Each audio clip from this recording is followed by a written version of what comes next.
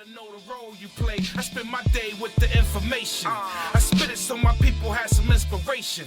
It's not frustration that you hear when you saying this. It's just the passion that you hear when I'm spraying this. Elders okaying us to take the wheel, so I'ma say what I feel. After I press record, you can no longer afford to let. And we're back. Welcome to the F.L.O. Xpressionz. I'm sorry, excuse me. Welcome to the Xpressionz of Self podcast with another episode. It's your bro F.L.O., the F.L.O. Express, short for Factual Libations Over Xpressionz, or Factual Libations Overstood, aka Futuristic Lyrical Omniscience. And for those who don't know, I'm a hip-hop artist, songwriter, producer, as well as a mixing and mastering engineer. I do it all, basically, when it comes to the creative process of music, specializing in the hip-hop genre. I've also worked with artists, outside of hip-hop, R&B, spoken word, and will continue to do so. And what we are here today is to discuss where we are, where I am in my musical journey. In my previous episode, I just gave you the whole spiel, the timeline on how we got to where we are, from the beginning. And give you a little bit of, not even a little bit, it was more than just a little bit of background about my story, who I am and where I come from, and what got me to this particular point in place of making music. So I want to thank y'all for, tuning in, for those who are listening. Last time I tried to go live and somebody did pop up to watch me for a few minutes. I may try to figure out a way to go live moving forward. Matter of fact, I'm going to do it right now. I'm going to go live. So if you're on Instagram, you may want to tune in. About to go live real quick. I'm probably not going to go live the whole time I'm filming this, but for anyone who's got nothing better to do, and bear with me.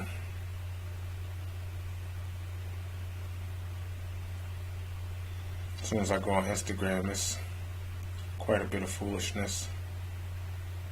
Oh, okay. Yep.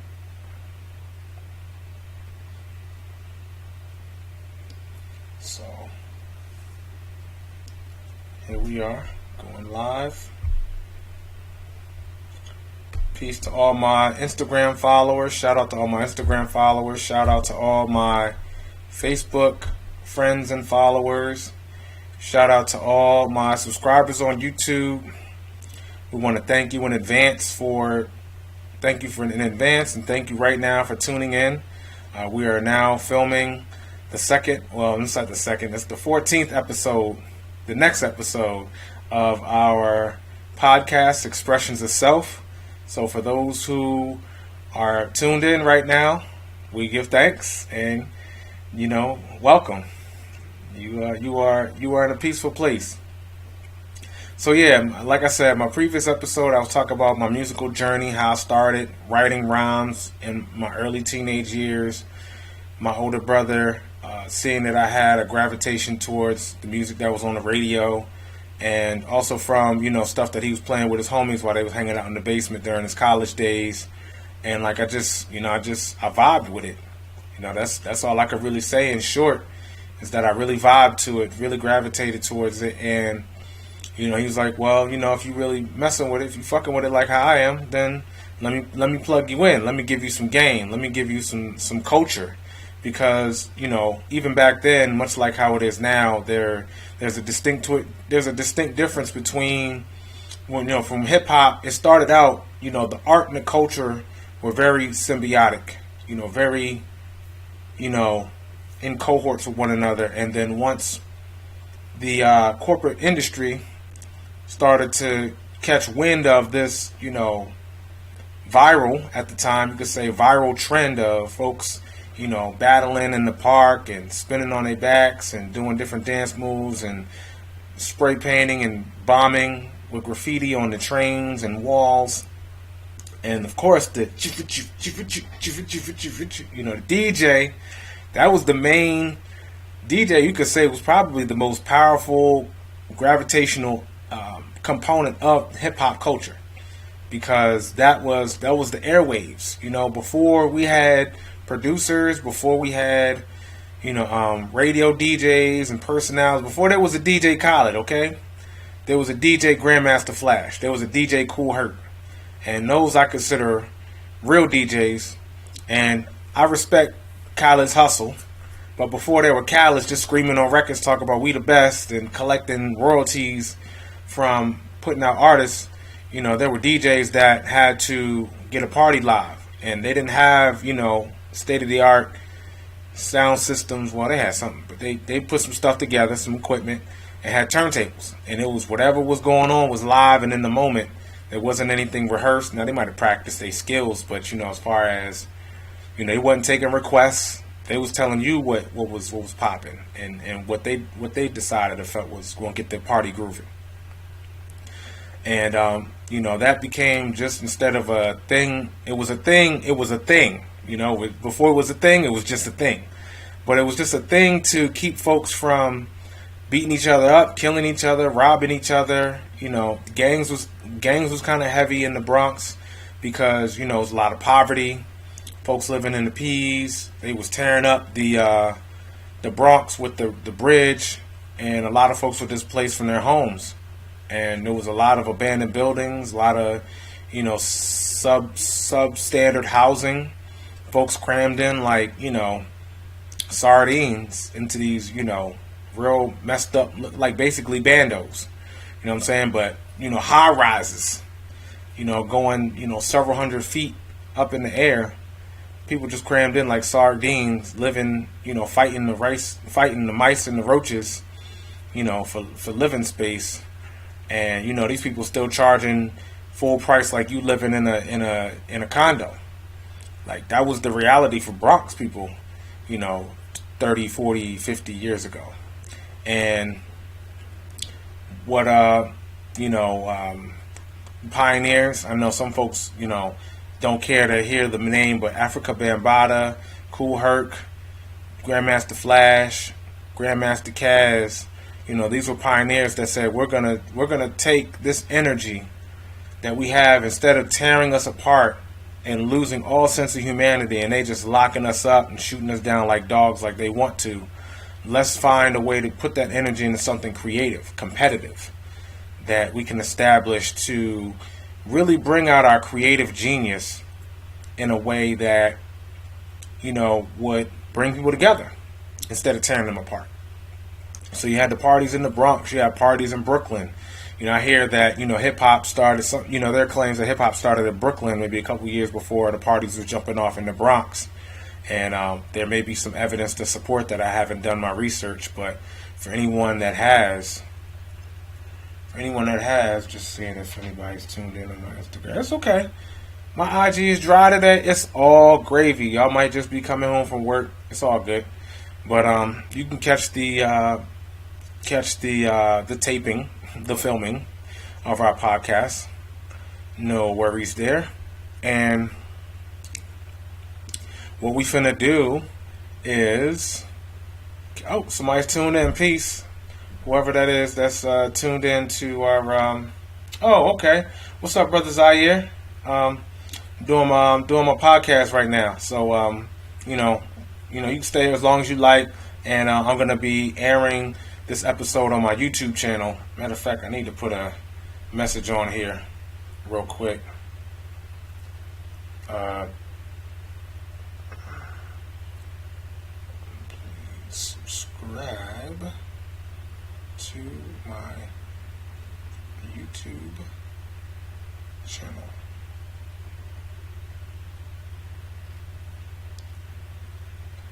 So I'm just talking about the origins of hip-hop. I was talking about the origins of my story and how I got involved in making music and my creative expressions through this art of hip-hop, and just kind of telling the story about how the culture got started and gave way to an art form and a musical genre, which would then become, a corporate powerhouse. And I'm just kind of giving a synopsis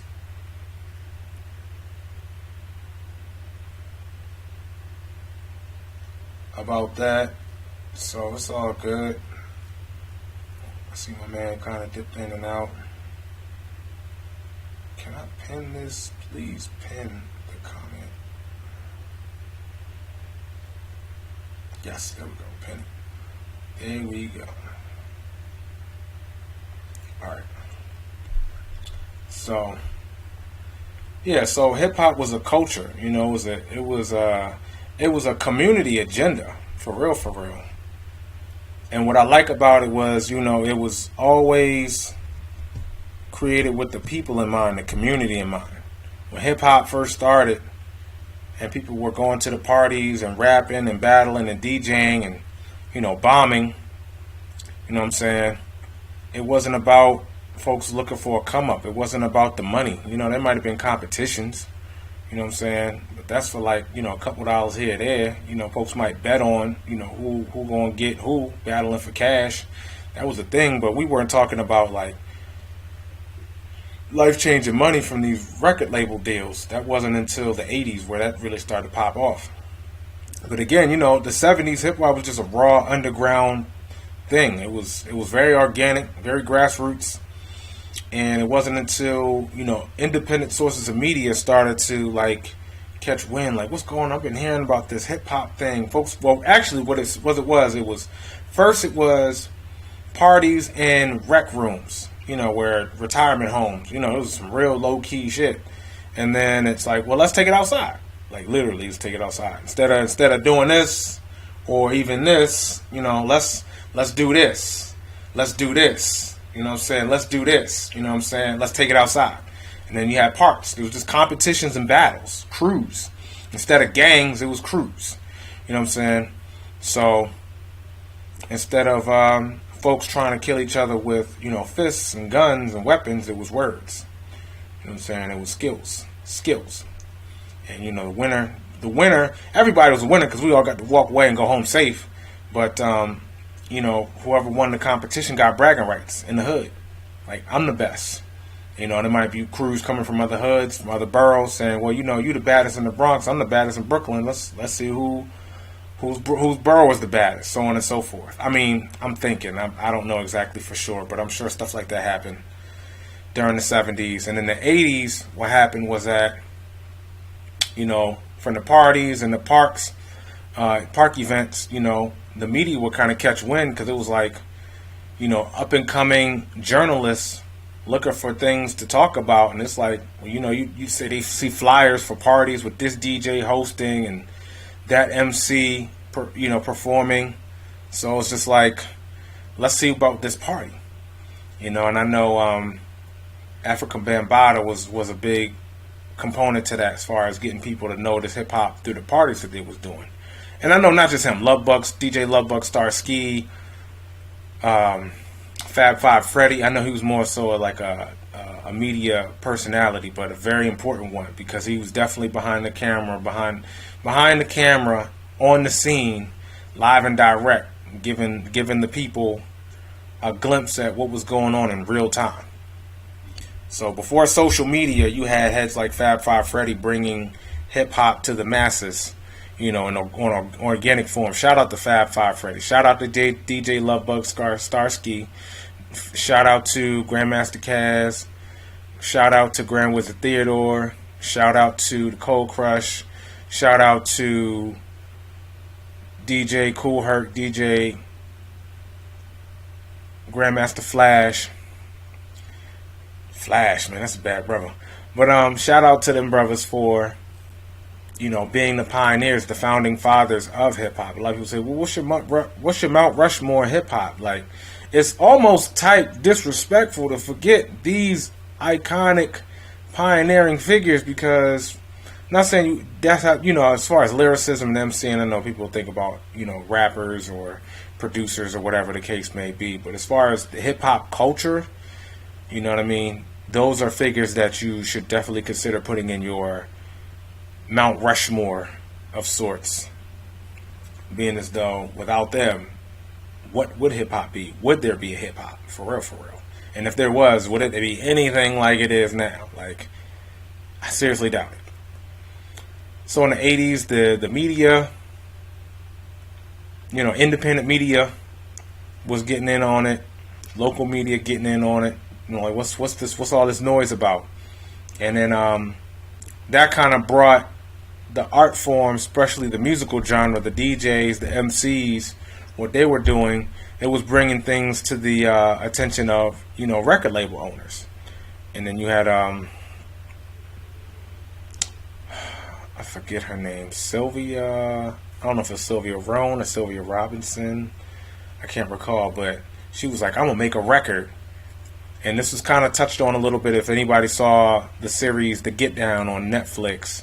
Strongly recommend that you watch it. If you have any passing interest about hip-hop culture and its origin story, and it's not, what I like about it is on The Get Down, it's not all about, the facts. They actually tell the story in a very mythical comic book fashion. There's characters, there's mythology, there's drama, cinema, some action, whole lot of action, and I really like how they did it, but they incorporated real life, real time events into the story so that way you had actual reference. Those who were there, like your older brothers, your fathers, uncles, mothers, aunts, grandfathers, even, for you millennials out there, you young millennials out there, grandparents, were there to experience or hear about what was going on during those times.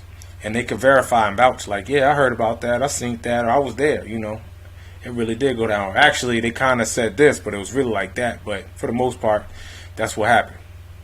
So to Get Down on Netflix, I pray that it's still there. Catch it while you still can. Fucking record that shit. It's one, the way they tell the story is dope. Nas is narrating it. And then also it's a well intricate storyline. Like the fact that they cut it off at the one season was some bullshit. That's why we gotta own our own media as as hip hop enthusiasts, the hip hop community, as well as our people, because melanated people, indigenous people are the one that really started that art form, that originated that art form, which takes from so many disco, R&B, jazz, rock, funk, all inspired hip-hop, and they still incorporate many of those elements into the sound today, which is why, thanks to hip-hop, a lot of R&B artists, blues artists, jazz artists that, have, I won't say came and went, but that were hitting, generations ago. Some of them, many of them, are still collecting publishing royalties because of hip-hop artists that sampled their work and are still collecting royalties, still getting their music played around the world. Sporting events, radio, movies, sync licensing with video games, movies, and podcasts, and still generating revenue. So it's like hip-hop is one of the greatest, revenue-earning instruments in the fucking world in human history.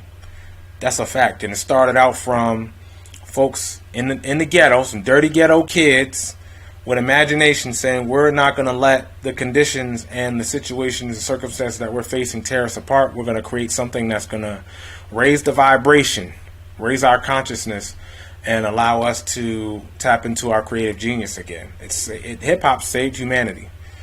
I'm telling you. If you know about the origin from its impact to then to now and trace those two time points together and connect the dots, you'll see hip-hop in a major way saved humanity. What would the world be without hip-hop? Facts.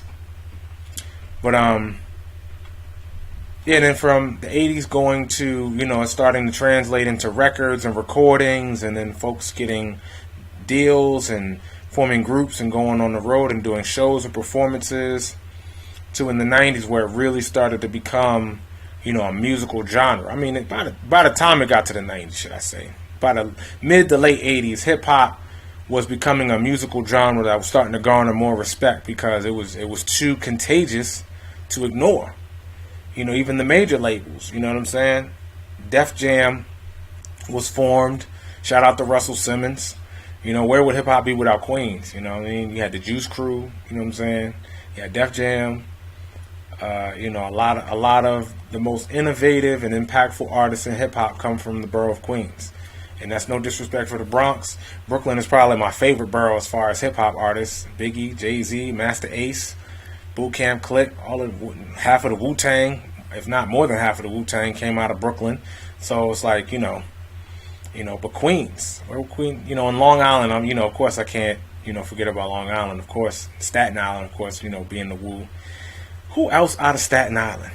You know, if y'all watching this and y'all can think of notable artists out of Staten Island that should be not named Wu-Tang, that should be worthy of mention, please drop them in the comments, either on this live or, you know, after you watch this podcast on YouTube.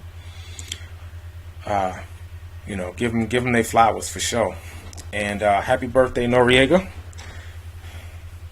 Happy birthday, Nori. Yesterday was my daughter's 13th birthday, so I was really pumped about that. And so, you know, and in the 90s, you know, then you had, you know, Bad Boy Records. You had Def Jam kind of really popping off. You know, Death Row. Then the West Coast, you know, came in and really started to branch out as far as flavor and different types of perspective, and you were injecting different perspectives into the genre. Reality rap, you know, before it was called gangster rap, it was reality rap, because, you know, the real gangsters was out there putting in the work, doing the dirt, whatever the case may be, and it had an impact on the streets and the community on the West Coast like it did on the East Coast. You know, and brothers was like, you know, there were certain things we had in common as far as, you know, racism, police brutality, and, you know, the drug and the AIDS epidemic. You know what I'm saying? You know, we were at war with the cops, you know, and then, you know, we was trapping to survive and feed our children, so on and so forth. It wasn't really until, you know, NWA really blew hip-hop up to a point. It wasn't until like the late 80s and the early 90s where folks could see hip-hop as a legitimate source of income and a come-up, as a way of, you know, getting out of the projects. You know, it's, you know, like some of my favorite MCs said, you know, it was like either basketball or sports. It was, you know, trapping in the streets. You know, you try to work your way up to, you know, big leagues and, you know, work up enough dough to start going legal and work your way out of the game and be able to hand something down to your children. You know, for those who were really looking to way get out the game. Some wanted the glory and all of the you know, the attention and the clout of, you know, before clout chasing was a term, there was heads in the game that was clout chasing, and they didn't want to get out of the game. They wanted all the glory. They wanted the props. They wanted to be the man, and so on and so forth. But anyways, that's another story. Either slinging, trapping, sports, or rapping. You know what I'm saying? Like, maybe you could write a rhyme to get you and your peoples out of the projects. That was the third option. Now, of course, we've learned about, you know, entrepreneurialism and, you know, using social media and the internet to, you know, marketing and things like that. Different entrepreneurship ventures, real estate, you know, stocks, foreign exchange trading, day trading, all of that to, you know, work our way out of, you know, poverty. But in the early 80s, 90s, it was either drugs, sports, or entertainment. You know, movies, acting. You know what I'm saying? That was another angle for brothers. You know, if you could do your thing acting. You know what I'm saying? But and there were other outlets then, but those are just the three most well-known outlets as far as like the meal ticket out of this hellish lifestyle of poverty. And only, you know, I was gonna say only one of them was legal, but you know. But anyways, what point being, it wasn't a lot of outlets, but rap definitely branched out in so many ways that it would eventually become way bigger than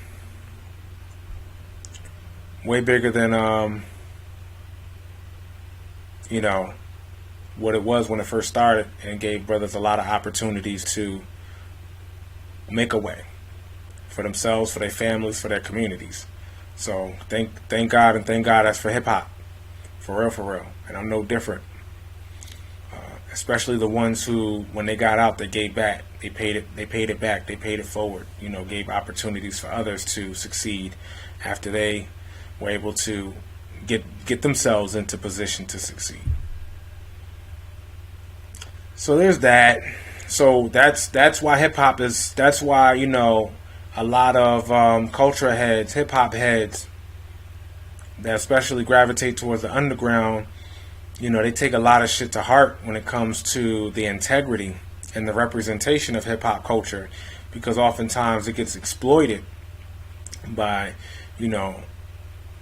corporations that have no cultural connection to the art form or even the musical genre, that exploit the earning potential of it without any interest in, investing in the communities that participate in it, that have originated it, that have innovated it, and and that's where we have to work together as a community of hip hop enthusiasts, as fans, creators, curators, to take the culture back, take the power back from our cultural expression, in order for us to be able to use it and represent it correctly, and to make sure that the right people benefit the most from what we created.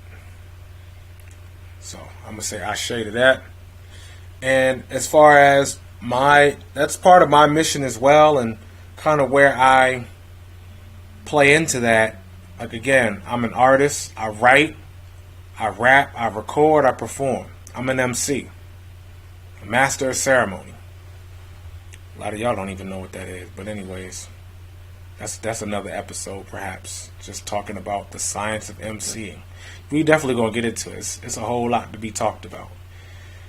But for sure, I'm an MC. I'm a producer. I make beats. But see, the thing is, there's a difference between being a producer and just making beats. If you're a beat maker, it's cool. It's akin to a street fighter versus a trained professional, mixed martial artist, boxer, kickboxer, wrestler. Well, some people say wrestling is fake, but I don't know. It's professional, you know what I'm saying? There's some training in it. Absolutely. When you're a professional, you invest time into your craft and building your skill set to a point where people will pay millions of dollars. People will pay millions of dollars to see what you do. And maybe not millions of dollars. It could be thousands. You know what I'm saying? But they put money to see what you do. They expect some professional work. And if you frauding, you ain't going to last long. You eventually going to get exposed. But producer. I make beats. I'm a beat maker too. A producer is a beat maker, but a beat maker isn't a producer necessarily. Beat maker is just someone who could just slap some noises together and make it fit a tempo and just say, here's some beats. Producer is someone more so a composer, a connoisseur.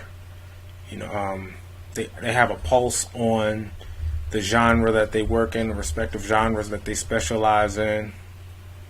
Peace. Give thanks for tuning in. We're going live, but we're also recording our next podcast episode. So you're welcome to stay as long as you like. Feel free to drop a comment. Feel free to stay tuned. Subscribe to my YouTube channel, as well as follow me on social media. I'm on Facebook. I'm on Instagram. And just talking about hip-hop and my journey through it. My previous episode, I gave y'all my origin story. Okay, my brother Zaire came back. Okay. Oh, no, I'm sorry. Oh, give thanks. I got to follow. That's what's up. All right, well, we're definitely going to keep this thing going, you know what I'm saying? And again, just stay tuned to my YouTube. So, again, hip-hop artist, producer. I've worked with quite a few different artists. I feel like, for the number of years that I've been in, I should have way more, of an expansive repertoire as far as different artists that I've worked with. Regardless of that, like, you know, we're gonna keep it pushing because we know it can only grow from here as we continue to invest more time into our craft. In fact, after I get done with this episode, I'm going to be in the lab working on some material. I'm dropping some mixtapes. I had dropped some early last year, and we're just gonna we had to go back in the lab to kind of clean things up and re-release and really push it. You know, I didn't really push it. I was like, I just had a baby, a lot of personal stuff going on, and just looking to find my footing, and also to kind of, you know, pick my spirits back up because there were a lot of challenges there. So life happens, you know what I'm saying? But I'm here now, and you know, I've renewed my vows, my commitment to my contribution to the craft. So, hip hop artist, producer, and then also an engineer. You know, I know how to record, I can mix, and I master too. I'm also learning the trade of mastering. Anyone who's interested in booking my services, now I know I said I'm learning, but you know, it's not to say that I can't give you a finished quality product.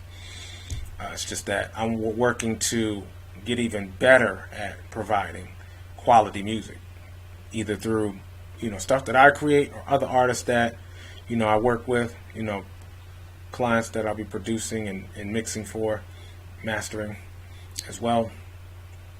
Like, I'm telling you, it's really up from here. It's really up from here. So, you know, we appreciate everyone who's tuning in now and listening now, because, you know, I know a year, 2 years, 5 years from now, things are going to be looking, I won't say looking different, you know what I'm saying? But there are going to be, things are going to scale up. Things are going to scale up. This is going to be holding a lot more weight. Folks are going to be tuning in at that point. And for those who were there when things were at the ground level, you know what I'm saying, we appreciate you. For those who tune in, you know, after the thing blows up, we appreciate you too. We give thanks in advance for each and every single set of ears and set of eyes that, quite frankly, give a fuck about what we're doing, because it matters. We you know, us hip hop artists and producers, us creators, us creatives, like, we really don't matter without the ones who support and tune in. Our fans, our followers, our supporters. We don't move forward without y'all. So we give thanks. So that's what I do. And that's something that developed over many years, as far as, like I said, just going from writing raps when I was a teenager to performing in open mics and different talent showcases just to hone my skills and, you know, build up my confidence, to discovering my passion for making beats and, you know, developing skills as a producer, as a recording engineer, and then being encouraged and pushed into, I don't say pushed, but encouraged into, in a sense, kind of, I don't say pushed, but, you know, I don't want to say pushed, but at the same time, it just kind of did get just put into a situation where I had to learn how to mix, you know, for clients, just out of necessity, and then for myself, because once I got a home recording studio and I wanted to put out material, you know, especially, you know, as a solo artist, had to find a way to finish the process from start to finish. And I'm so thankful that, you know, I've gotten to where I'm at, and I know there's still, we're still improving, and there's still, excuse me, y'all, still room to improve and to continue and to grow. But compared to where we were when we first got started, we've come a long way. So when I drop these mixtapes, you're going to hear where I'm at. You're going to hear, you know, how far I've gotten as far as my creative and as far as my, you know, professional side. So, said a lot.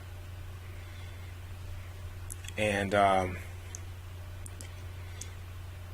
all that to say, so where I'm at now is kind of picking up where I left off at, as far as, you know, I just started recording some joints with my brothers, Precise Science. They put out their first project, their first album, and needless to say, it was well received.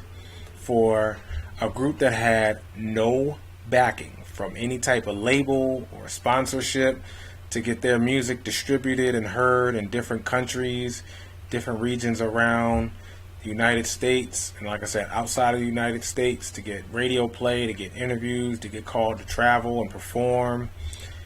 It was amazing just to witness my brothers, generate and come across these opportunities to express their musical gifts and talents and passions around the world, around the country.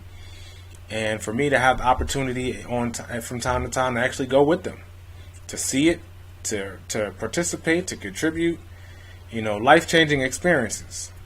I got a chance to go out with the brothers out to California for a couple weeks, and even before then, I was down for the cause. I actually just put together my first project, the F.L.O. Xpressionz Volume 1, and released it on my 22nd Earth Day, which is pretty cool. You know what I'm saying? And I got to perform. I did a set. Crowd loved it. Made some friends. Some contacts. So it was just an experience that really encouraged me to really take it serious and just go further and go harder as far as, creating was concerned. And I give thanks for Precise Science, because without them, most likely would have not had that opportunity, certainly not at that time, to do that. And, that just gave me a hunger for more. I started to work on more beats. I would then, after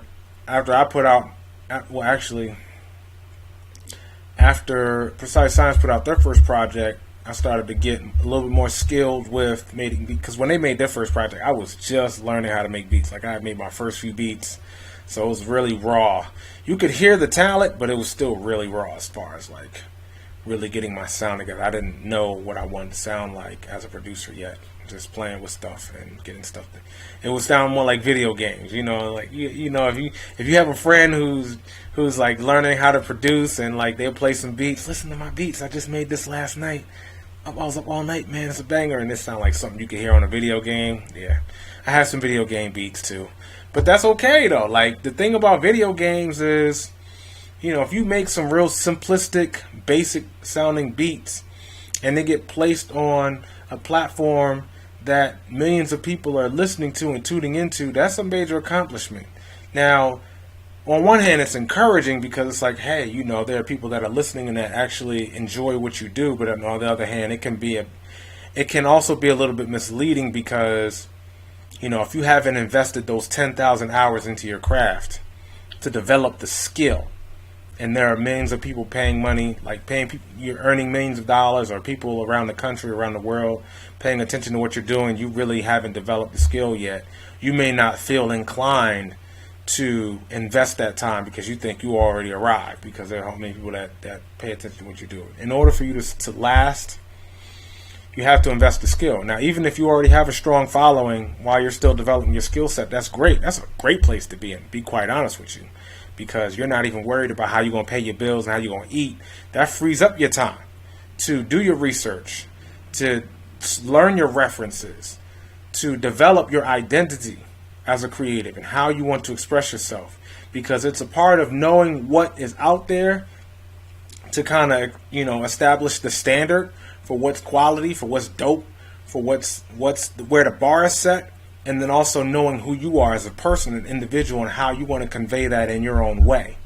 Whether you write rhymes, whether you make beats. Now mixing and mastering is more objective, so it's more so, just knowing the techniques and the fundamentals on how to clean up your vocals, how to enhance, how to process, but more so how to prepare. The preparation, it's like cooking. You got to prepare, you got to clean shit up. You got to clean up the surfaces, clear your area, prep your ingredients. And peace, Sister Yakira. Give thanks. We are live, and we are filming our next podcast episode, Xpressionz itself. So we give thanks for each and every one of you who are able to tune in while we're live and direct. And this will be on my YouTube channel. So, for whatever you're not able to catch today, it'll be on my YouTube channel. Just go and subscribe, tune in. I'll be doing this probably every, yes indeed. Peace and blessings to you too, Queen. we'll be doing this, I'd say, like maybe on an average of about once every several days, just to build up the content library. And be on the lookout. We are also working on new projects, fresh projects. I got a couple mixtapes that I'll be dropping later this month, and I'll be pumping that hard. When these joints drop, like, you're gonna know it. I'm gonna be all in your news feed, your timeline, your DMs, and all that good stuff. So when it drops, you'll know. And we're really just getting started. Like, we just laying down the groundwork for the foundation at this point in time. We envision a powerful machine being built from the blueprint and the architecture that we are laying down right now. So, dang, that makes me lose my train of thought when somebody comes on. But it's all good. You know, when you're in a position where you're still developing your craft, but you have a strong following, it's a good place to be, because again, you know, you're already establishing yourself, and that gives you the opportunity to use the time that you have, not having to worry about working a 9 to 5, because there are a lot of creatives that know that that, you know, there's that struggle. You have your vision, you have your gift, you want to share it with the world, but you know that starting out, there's not a whole lot of people paying attention to what you're doing, so you might still have to punch a clock just to pay the bills and keep food on the table, especially if you have children. Whew. You know, if you're creative, you may want to really get into your craft before you have children, just so that way you can keep your expenses down and make it easier for you to, you know, get by and do what you got to do while you're getting your shit off and building your foundation.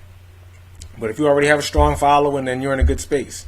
But whether you do or not, it's so important for you to have your skill set, those 10,000 hours I was talking about, to invest that into your craft.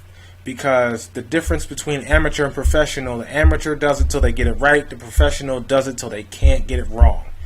And people, when they pay money to see you do what you do, when they buy your, you know, CD, I know for old heads, or when they are paying money to, you know, stream your stuff, your music, or, you know, if, you know, your clients are buying your beats or booking you for, you know, mixing and mastering for their work and their material, or people are paying to see you perform live as a musician, as an artist, as a rapper, you know, whatever it is your respective craft is. When people are investing money to see you do your work, they're expecting a certain quality level of work in return.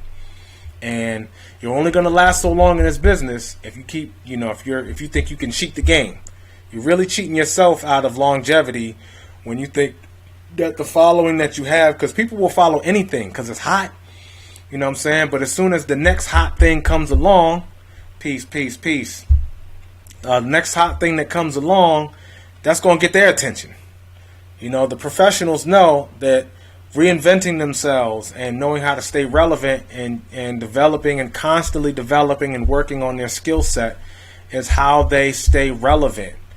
You know what I'm saying? And for those who stay true to their integrity and stay true to the craft and the culture of their craft, you know, will always retain the respect and the admiration of those who.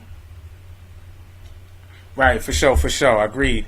Agreed, Sister Yakira.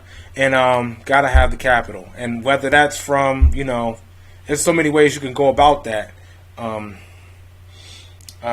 Right. You know, and it's like, you know, in this age of gratification, people think that just because they get a following that they've made it. But again, the next hot thing will just grab their attention. If you don't have something that's sustainable, that's respectable, like I said, the legends, there's a reason why the legendary MCs still get booked for tours. De La Soul, EPMD, Public Enemy. There's a reason why they still get booked for tours. Biz Markie was still working before he passed away. I mean, I don't know, like right before, but you know what I'm saying? Like, I know Biz was still getting booked to do shows, you know, years leading up to his passing, because that's someone who invested in their craft. They were pioneers. They never stopped learning. They never stopped working on stuff. There are pioneers that are still making music to this day.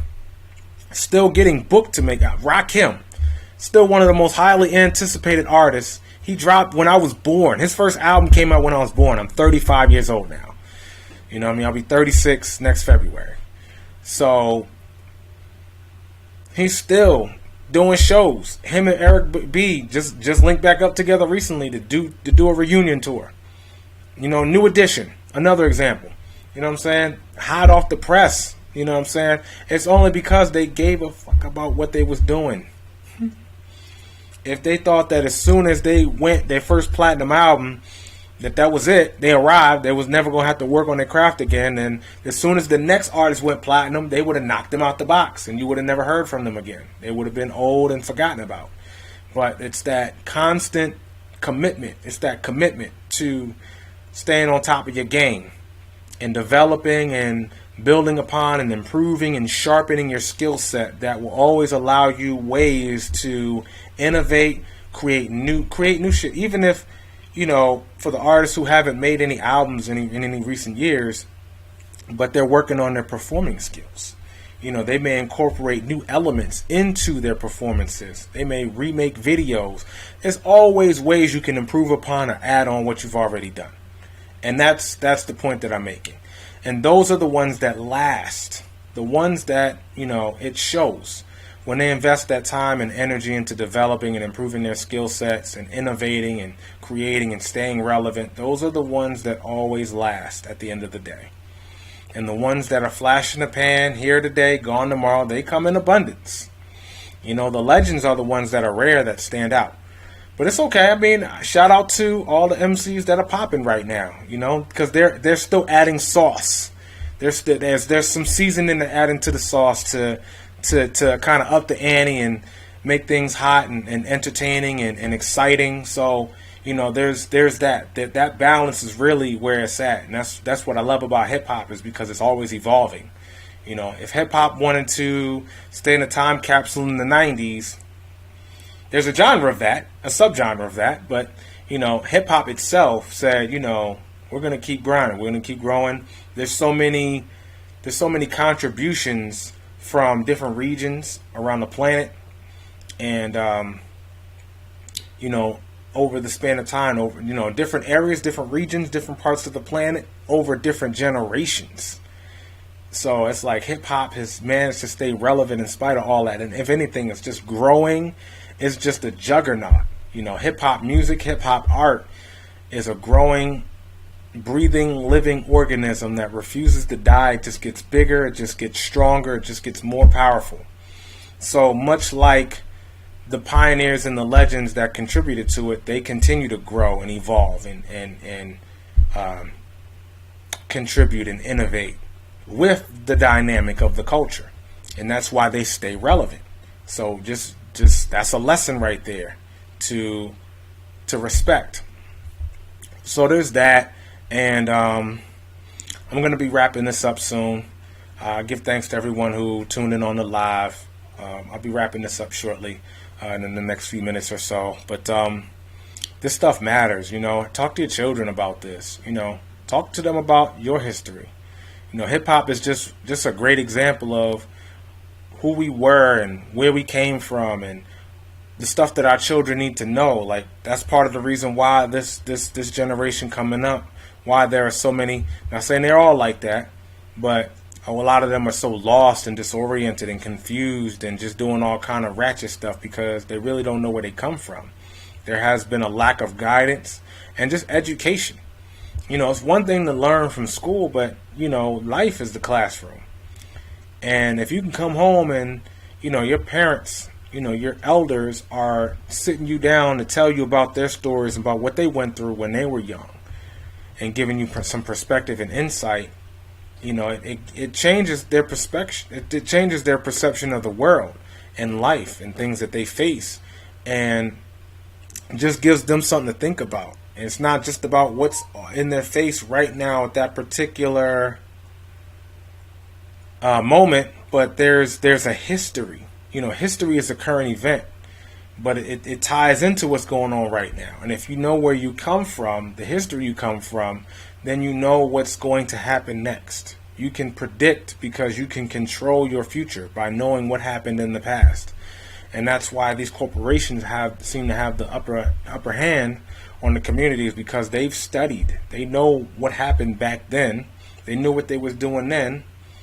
So they know what's happening now, and they know what's going to happen next.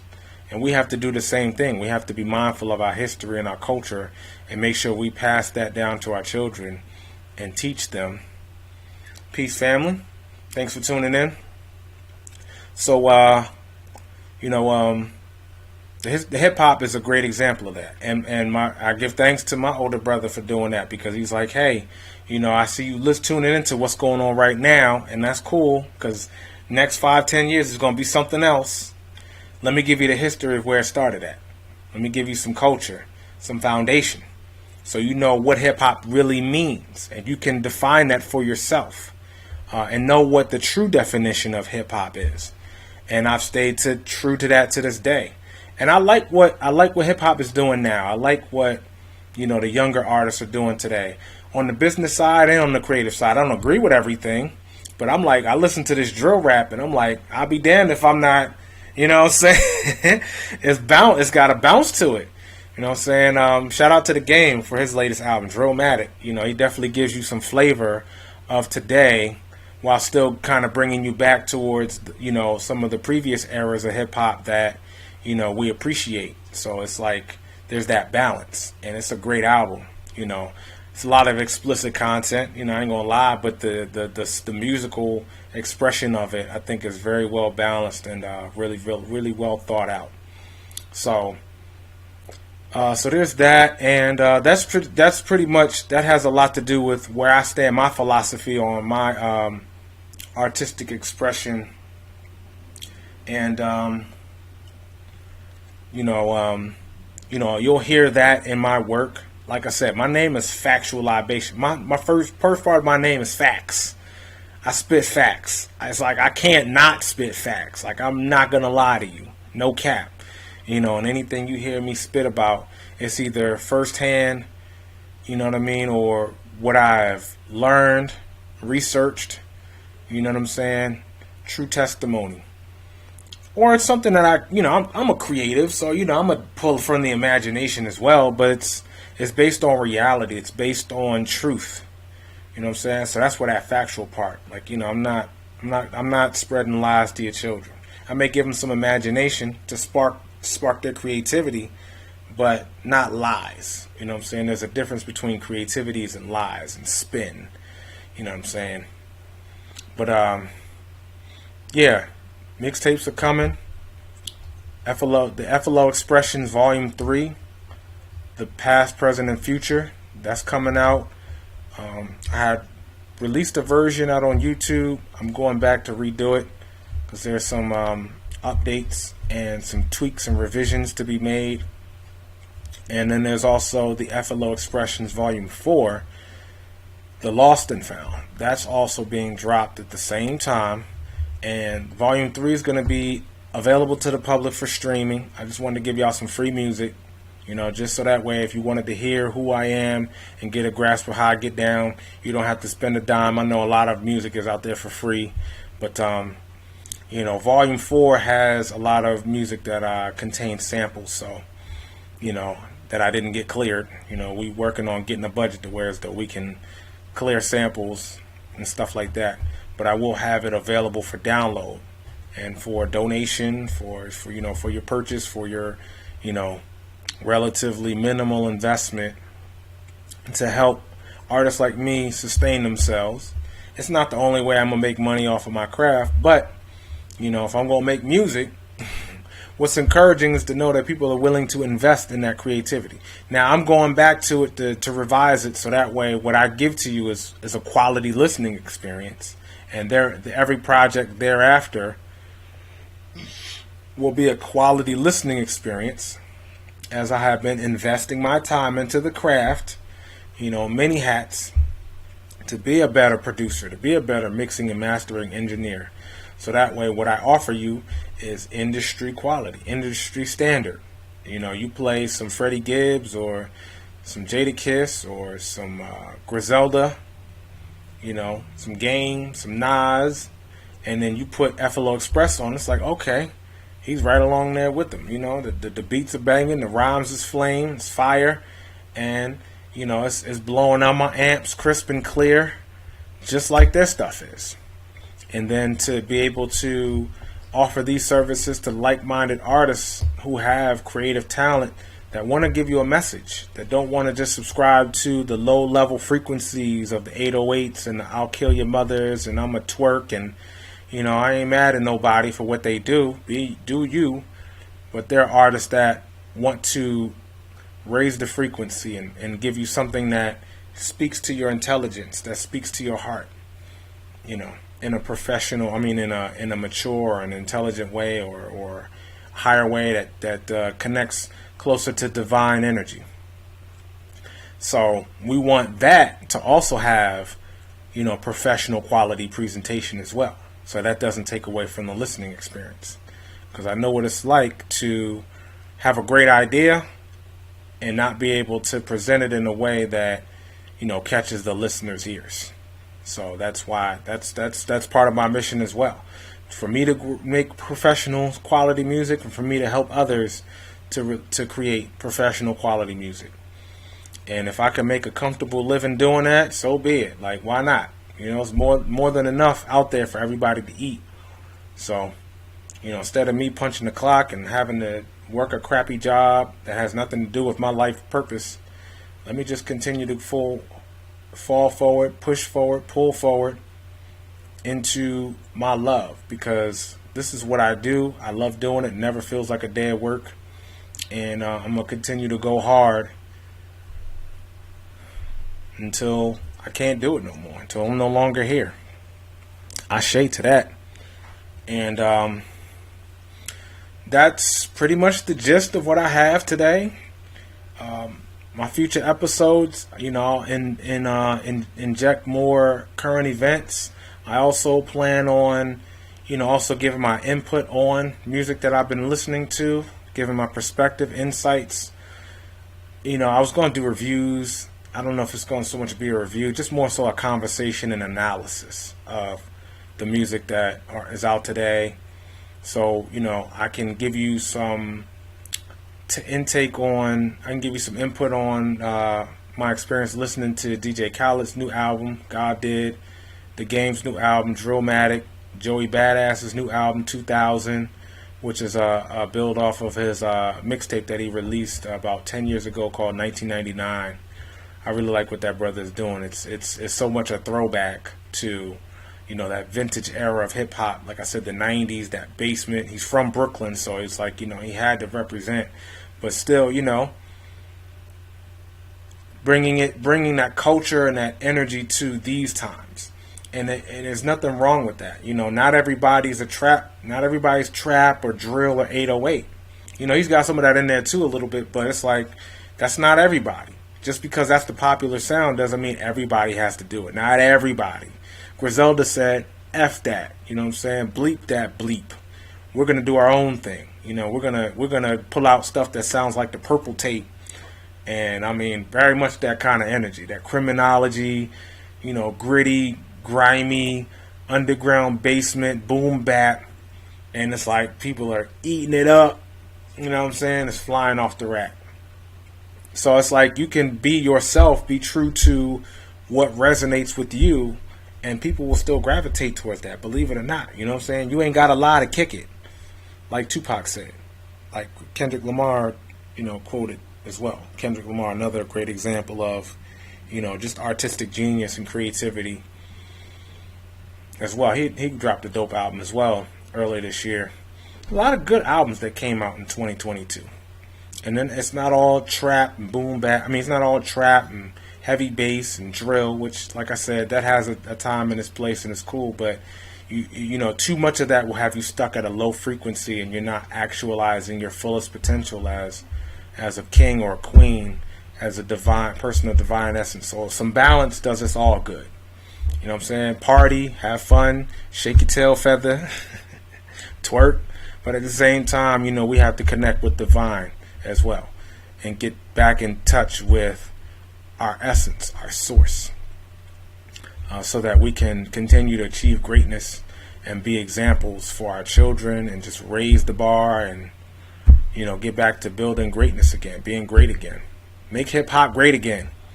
That's my objective. That's my mission, to keep making hip hop great. I mean, it never wasn't great. There was some times where it wasn't so great, but you know, it's still great.